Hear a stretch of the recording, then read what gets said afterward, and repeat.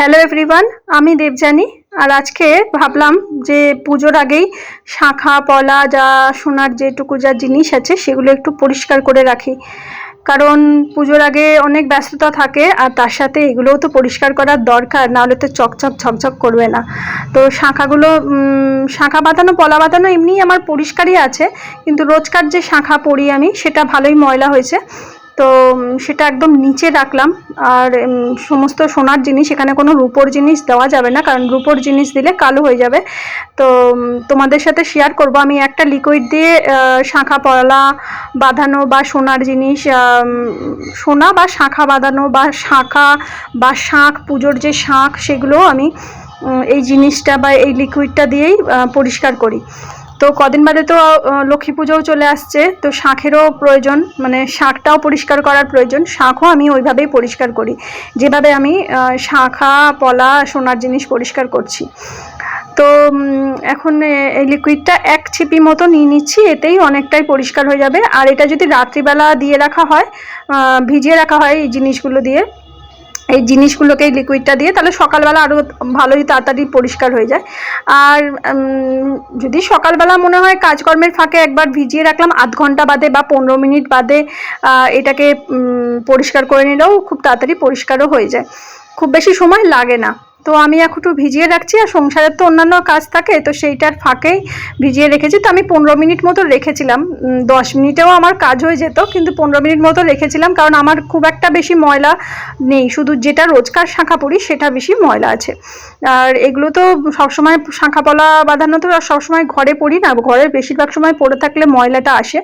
হ্যাঁ, কিছুটা ওই যদি পলা বাঁধানো, এই লোহা বাঁধানো যেটা নোয়া বাঁধানো থাকে, তার সাথে কিন্তু শাঁখা অনেক সময় ঘষা খেয়ে খেয়ে একটা কালচের মতো শাঁখার মধ্যে দাগ আসে।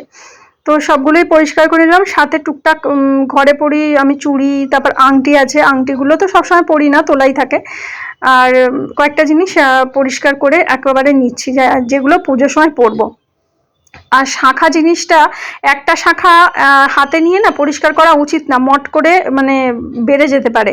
তো শাঁখা সবসময় দুটো জয়েন করে নিয়ে পরিষ্কার করাই সব থেকে ভালো। তো এখন এখানে বেশ কয়েকটা আংটি রয়েছে, তো শাঁখা পলা তো বললাম। আর যেটা বললাম যে রূপোর জিনিস এর মধ্যে দেওয়া যাবে না, কারণ রূপোর জিনিস দিলে জিনিসটা কালো হয়ে যাবে। তো তোমাদের সাথে শেয়ার করব কি লিকুইড দিয়ে আমি পরিষ্কার করছি।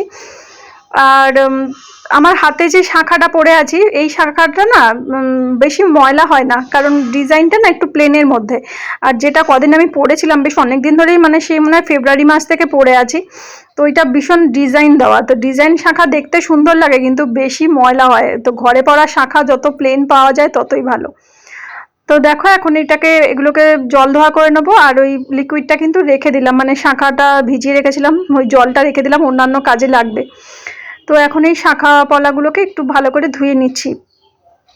আর একটা কিছু পেতে নিয়ে শাঁখা পলা এগুলো পরিষ্কার করা উচিত, কারণ সোনার জিনিস তো টুকটাক কিছু যদি বেরিয়ে আসে ওই জন্য, নাহলে তো নালার মুখ দিয়েই বেরিয়ে চলে যাবে। তো দেখো কতটা সুন্দর পরিষ্কার হয়েছে 15 মিনিট ভিজিয়ে রেখে। তো আমি তো এইভাবে পরিষ্কার করি, তোমাদের সাথে শেয়ার করছি ওই জন্য। আর দেখো একদম চকচক করছে। আর আজকে বাইরেটা পুরো মেঘলা হয়ে আছে, বৃষ্টি হচ্ছে বারে বারে, ওই জন্য আলোটা অতটা জোরালো নয়, নাহলে সূর্যের আলো পড়লে এগুলো আরও বেশি চকচক করবে। তো আমার আংটিগুলো কত সুন্দর পরিষ্কার হয়ে গেছে, একদম চকমক চকমক করছে।